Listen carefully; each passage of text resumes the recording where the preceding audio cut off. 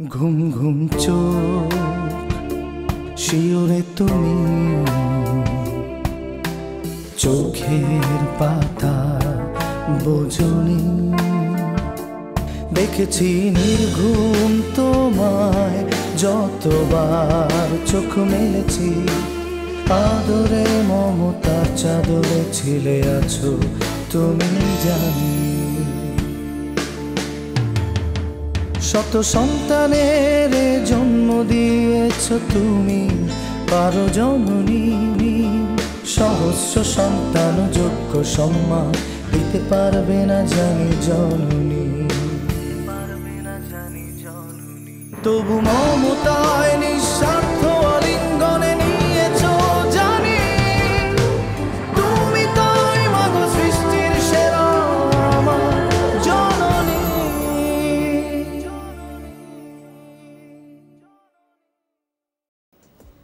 No way আমার নামও জুবাইদা হাঁটতে হাঁটতে কি করে জয় ছিনিয়ে আনতে হয় তার মেকানিজম খুব ভালো করে আমার জানা আছে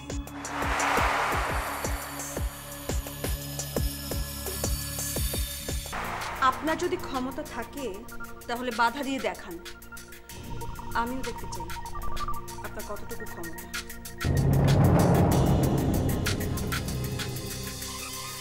আর এই যে বললেন না শাকির আপনার ছেলে আপনি শাকিরকে যাই বলবেন ও তাই মেনে নেবে সব কথা শুনবে আপনার সেই দিন কিন্তু এখন আর নেই আমার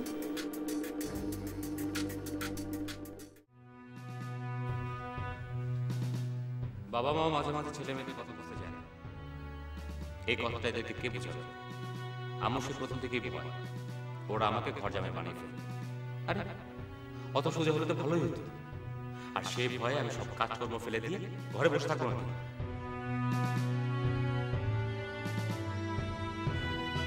কিরে তোর মাথায় কি ঘিলু নেই এটা কি দিয়েছিস তুই এত করে বললাম যে সারা রাত ঘুমোতে পারিনি কড়া করে এক কাপ চা দিয়ে যাও আর এটা স্যার চা তো কড়া করে দিয়েছি আর এর ভিতর আদাও দিয়েছি ওকে ওকে এখন যা এখানে দাঁড়িয়ে থেকে আমার মাথাটা আর খেতে হবে না আর শোন 1 ঘন্টা পরে আরেক কাপ চা দিয়ে যাবে ওকে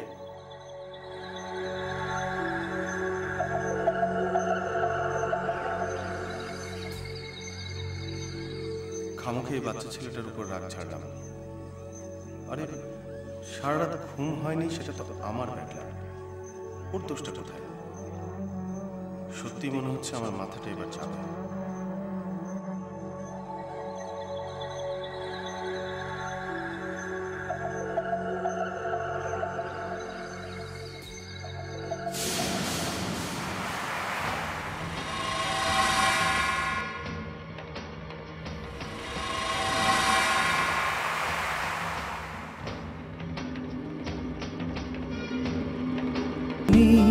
সহস্র সন্তান যোগ্য সম্মান দিতে পারবে না জানি জননী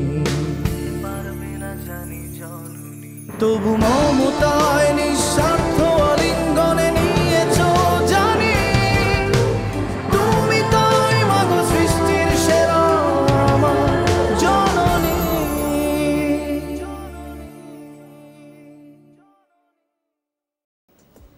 নো ওয়ে আমার নামও জুবাইদা হাঁটতে হাঁটতে কি করে জয় ছিনিয়ে আনতে হয় তার মেকানিজম খুব ভালো করে আমার জানা আছে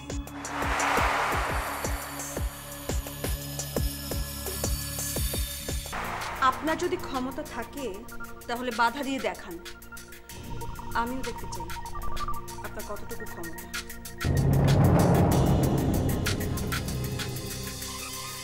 আর এই যে বললেন না শাকির আপনার ছেলে আপনি শাকিরকে যাই বলবেন ও তাই মেনে নেবে সব কথা শুনবে আপনার সেই দিন কিন্তু এখন আর নেই আমার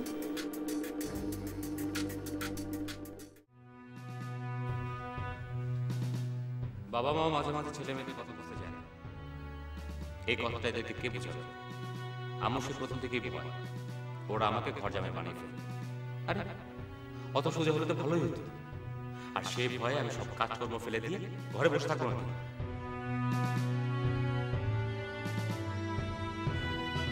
কি রে, তোর মাথায় কি ঘিলু নেই? এটা কি দিয়েছিস তুই? এত করে বললাম যে সারা রাত ঘুমোতে পারিনি, কড়া করে এক কাপ চা দিয়ে যাও। আর এটা স্যার, চা তো কড়া করে দিয়েছি, আর এর ভিতর আদাও দিয়েছি। ওকে ওকে, এখন যা, এখানে দাঁড়িয়ে থেকে আমার মাথাটা আর খেতে হবে না। আর শোন, 1 ঘন্টা পরে আরেক কাপ চা দিয়ে যাবে, ওকে?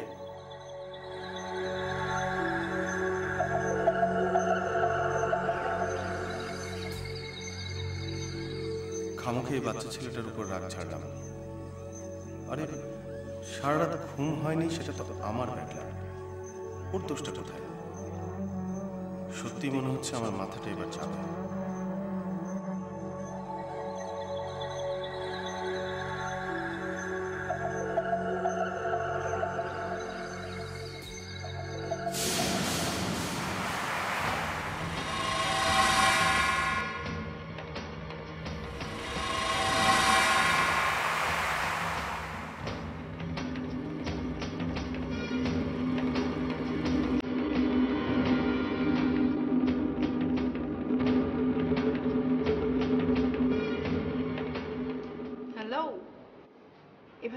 করার জন্য এখন তো দেখছি সত্যি সত্যি মিটিং।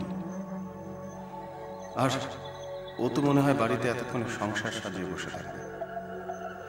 ওহ গড, জেনি যদি একবার জানতে পারে যে আমি বিয়ে করেছি।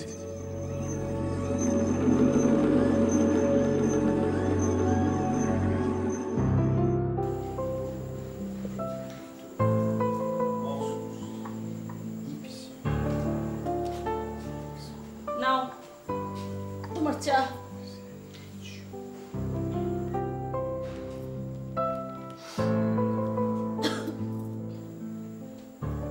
আম্মা কোথায়? রুমেই তো দেখে এলাম। কাল রাতে যেভাবে কালবৈশাখীর মেঘ জমে উঠেছিল, আমি তো খুব ভয়ে ছিলাম কি যে হয়ে যায়। যাক বাবা, আজকে সকালে অল্পের উপর দিয়ে গেল। শাকির নিশ্চয়ই বলে দিয়েছে যে ও শাশুড়ির সঙ্গে বিজনেস করছে। দেখো, শাকির কি করছে না করছে তাতে আমার কোনো টেনশন নেই। আমার টেনশন শুধু রিনাকে নিয়ে। ও যে কখন কি কাণ্ড ঘটিয়ে ফেলে আল্লাহ জানে। তুমি হাসছো? না, এমনি। শোনো, আমি ভাবছি এই সমস্ত পারিবারিক রিলেশন নিয়ে একটা আর্টিকেল লিখব। মানে তুমি কোন রিলেশনের কথা বলছো? এই যে বউ শাশুড়ি, বেয়াই বেয়ান, ননদ ভাবি, বড় যা ছোট যা, এই সমস্ত রিলেশন। তুমি এই রিলেশনগুলো কখনো একটু ডিপলি চিন্তা করেছো? যে এদের মধ্যে একটু ঠোকাঠুকি আছে, আবার খুনসুটি আছে, তাই বলে কিন্তু ভাব ভালোবাসার কমতি নেই। আর সবচেয়ে বড় কথা হচ্ছে এদের মধ্যে একটা আন্ডার কারেন্ট আছে।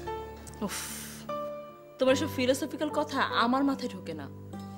এই রিলেশনগুলোর মধ্যে আন্ডার কারেন্ট আবার কি? আছে রেশমা, আছে। এই তো একটু আগে আমি সেটা দেখলাম যে একজন বড় যা তার ছোট যা সম্পর্কে কমেন্ট করছে, তো মনে হচ্ছে দুষ্টু কোনো ছোট বোনের কথা বলছে, এবং তার কথার মধ্যে বোঝা যায় যে একটা সুর লেগে আছে, শাসনের সুর, যে আমার ছোট বোন, আমি যা বলবো ওকে তাই করতে হবে, আমার সমস্ত কথা শুনতে হবে, মানতে হবে। আশ্চর্য, আমি এসব কথা কখন বললাম? It's a general statement madam. তুমি তোমার শাশুড়ির কথাই ধরো। তোমার শাশুড়ি যেমনটি চান যে প্রতিটি বউ তার সমস্ত কথা কান পেতে শুনুক, মাথা পেতে মেনে নিক। তুমি শাকিরকে দেখো, শাকির কোনো একটা সময়ে তার শাশুড়ির কোনো কথা শুনতো না, কিন্তু এখন শাশুড়ির এগেনস্টে কোনো কথাই সে শুনতে পারে না, সহ্য করতে পারে না। আমার কি মনে হয় জানো? আমার মনে হয় ওরা শাকিরকে তাবিজ কবজ করেছে, না হয় পানি পড়া এনে খাইয়ে দিয়েছে। রেশমা, এই যুগে বসবাস করেও এই সমস্ত তাবিজ কবচ ব্ল্যাক ম্যাজিক তোমরা ছেলেরা না কিচ্ছু বিশ্বাস করতে চাও না। আল্লাহকে বিশ্বাস করি, দ্যাটস অল।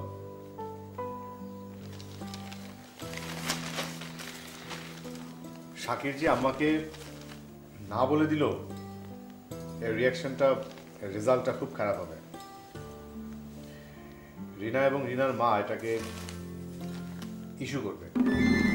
কিভাবে? সেটা সময় বলে দেবে।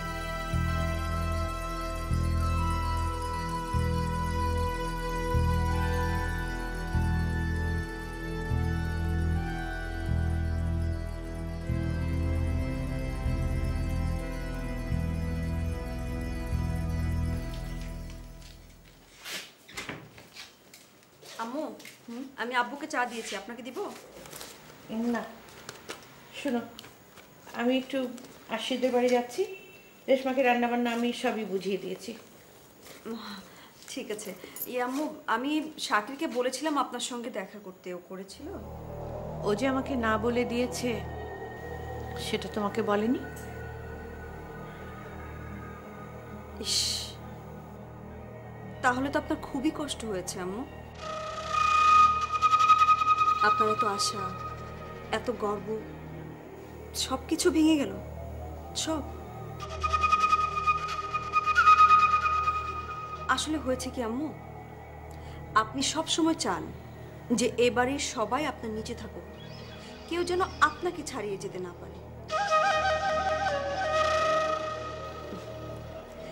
আপনার এই থট প্যাটার্নের জন্য আপনার এত কষ্ট হচ্ছে আম্মু, এত দুঃখ হচ্ছে? আম্মু, মানুষকে তো অন্যদের কথাও ভাবতে হয়, অন্যরা যাতে বড় হতে পারে সেই স্পেসটা দিতে হয়। এই দেখুন শাকির, ও এখন করে দেখাবে। আমি আসলে বুঝতে পারি না আম্মু, আপনি কেন ভুলে যান যে শাকির আপনার নিজের ছেলে। আজকে যদি ওর ভালো কিছু হয়, ও বড় হয়, আপনার গর্ব হবে, আপনি আনন্দিত হবেন। আর ওর কিছু হলে এই সংসারের হেল্প হবে। আর তাছাড়া শাকির তো সাগরের মতো না,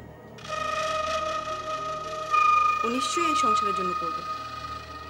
ও আমার আরেকটা কথা, আপনি যেহেতু আরশিদের বাড়িতে যাচ্ছেন, তো আমি একটা কথা বলে দিচ্ছি যে রিনা, তোমার কোনো পরামর্শের প্রয়োজন আমার এখনো হয়নি। এতক্ষণ ধরে ভাষণ দিয়ে তুমি যে পরিমাণ কষ্ট আমাকে দিয়েছো, শাকিরের কথায় তার এক ফোঁটা কষ্ট আমার হয়নি।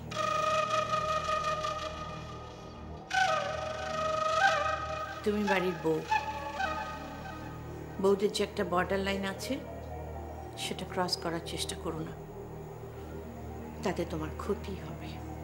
আম্মু, আমি বউদের বর্ডার লাইনের ঠিক মধ্যেই ছিলাম আর সবসময় থাকবো। আর যদি না থাকতাম তাহলে এতগুলো মানুষের সামনে আমি আজিম চাচার পায়ে হাত দিয়ে মাপ চাইতাম না। আর সবচাইতে বড় কথা হচ্ছে, আমি সম্ভ্রান্ত পরিবারের মেয়ে। আমার মা আমাকে ভদ্র ঘরের আদব কায়দা সবকিছু ভালো মতন শিখিয়ে দিয়েছে, সবকিছু।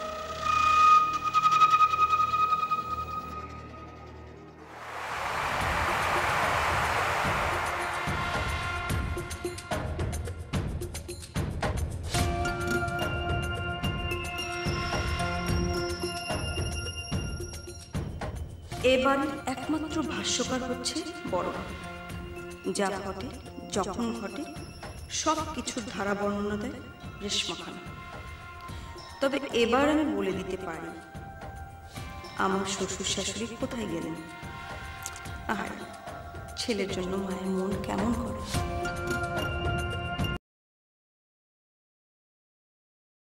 চাচা, এখন কেমন আছেন? ভালো রে, ভাগ্যিস তুই এসে পড়েছিলি। আমি তো ভয়ে পেয়ে গেছিলাম। এতগুলো বাচ্চার দায়িত্ব কে সামলাতো বল? সবই আল্লাহর ইচ্ছা চাচা। এই সৃষ্টিটা চলে যাওয়ার পর আমি আরো একা হয়ে গেছি।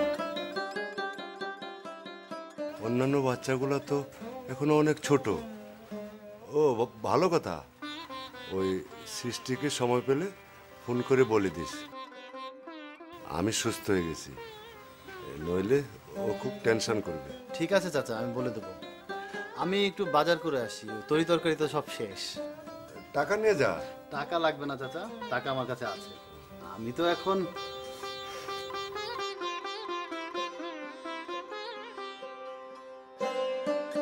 আমি জানি সৃষ্টির জন্য ইয়াসিনের মনে একটা দুর্বলতা ছিল, কিন্তু সৃষ্টি এখন ভালো আছে, সুখে আছে। আসলে বিয়েটা যে কার সঙ্গে কার হবে সেটা তো আল্লাহর হাতে, আমরা কি করতে পারি। বাট আমান, আমি তো শুনেছি আব্বু আম্মু আরশির সঙ্গে তোমার বিয়ে ঠিক করার জন্য ওখানে গিয়েছেন। আমার বিয়ের কথা বলার কি দরকার ছিল? আমি তো শুধু চাই ওই বুড়োর সাথে আরশির যাতে বিয়ে না হয়, ব্যাস। আরে বেচারা। আচ্ছা ব্যাপারটা কেমন না বলো, একটা বয়স্ক মানুষের সাথে আরশির বিয়ে হবে, সো ফানি। এর জন্য তো আমি দায়ী ভাবি। তখন যদি আমি আরশির সাথে ওই কাণ্ডটা না ঘটাতাম, তাহলে আরশির আজ এই অবস্থা হতো। এর জন্য তো আমার শাস্তি পাওয়াই উচিত। দেখো আমান, ইস লক্ষ্মী সোনা ভাইটা আমার, তোমার কি মনে হচ্ছে না যে শাস্তির লিমিটটা একটু বেশি হয়ে গেছে? তোমার কি মনে হচ্ছে না যে তুমি লঘু পাপে গুরুদণ্ড ভোগ করছো? ভাবি, এটা আম্মুর দেয়া শাস্তি, এর উপর আর কোনো কথা হতে পারে না। আম্মু যদি আমাকে ফাঁসির অর্ডারও দিত না, আমি একটা টু শব্দও করতাম।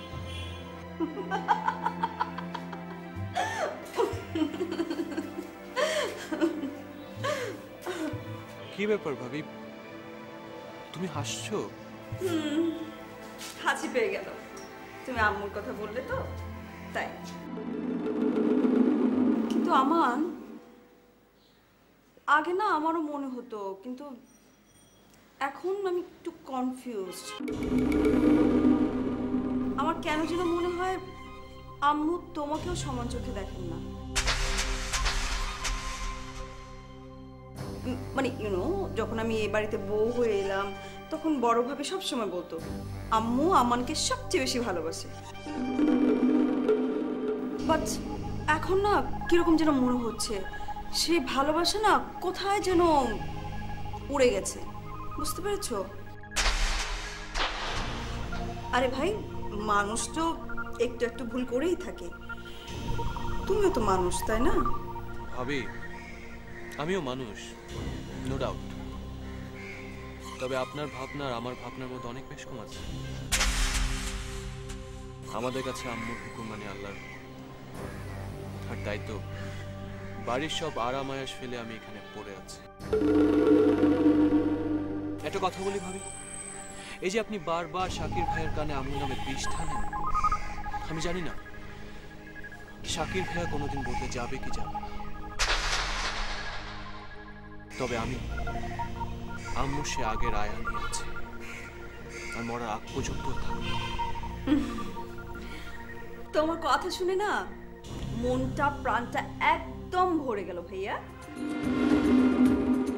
তবে আমি তোমাকে একটা কথা বলি, আচ্ছা তুমি আবার মনে করো না যে আমি তোমার কানে বিষ ঢালছি অর সামথিং লাইক দ্যাট। কি কথা ভাবি? এই যে আম্মুকে নিয়ে তোমার এত গর্ব, এত অহংকার, সেই আম্মু আরশিদের বাড়িতে গেছেন শুধুমাত্র ওর বিয়ে থামানোর জন্য। ডোন্ট থিঙ্ক যে তোমার সাথে ওর বিয়ে দেওয়ার জন্য গেছেন। তুমি যাই বলো না কেন আমান, তোমার আম্মু কিন্তু তোমাকে ঘৃণা করে, জাস্ট ঘৃণা। ভাবি, এর মধ্যে নতুন কোনো কথা নেই। না না না না না না না না, ডোন্ট থিঙ্ক এখানে নতুন কোনো কথা নেই। নতুন কথা আছে আমার, আর নতুন কথাটা হচ্ছে আম্মু আরশিদের বাড়িতে গিয়েছেন ওর বিয়েটা থামানোর জন্য। আর যদি ধরো ওই বিয়েটা থেমে যায় তাহলে আম্মু ভালো দেখে একটা ছেলে দেখবে, দেখে আরশির সঙ্গে ওই ছেলের বিয়ে দেবে, তাও তোমার সঙ্গে বিয়ে দেবে না। ডু ইউ গেট ইট আমান?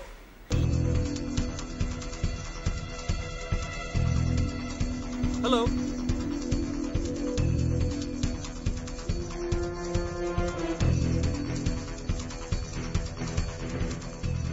আরশির এই বিয়েটা হবে না, এটাই তো অনেক।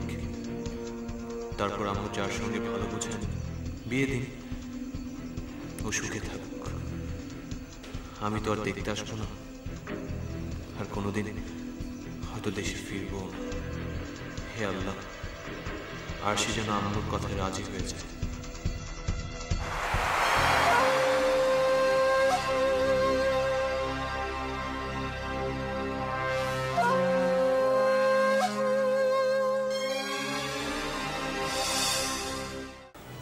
তুমি আমার সব কিছু।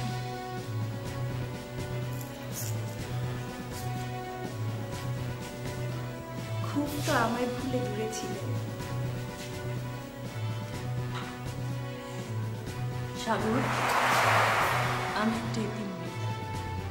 তোমাকে পেয়ে, তোমার পরিবারকে পেয়ে আমি এখন পূর্ণ।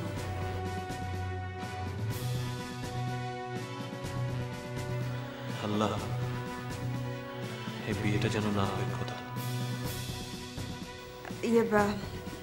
শোনো, চিটাগাঙে যখন আমাদের দেখা হবে গিফটটা অবশ্যই নিয়ে আসবে।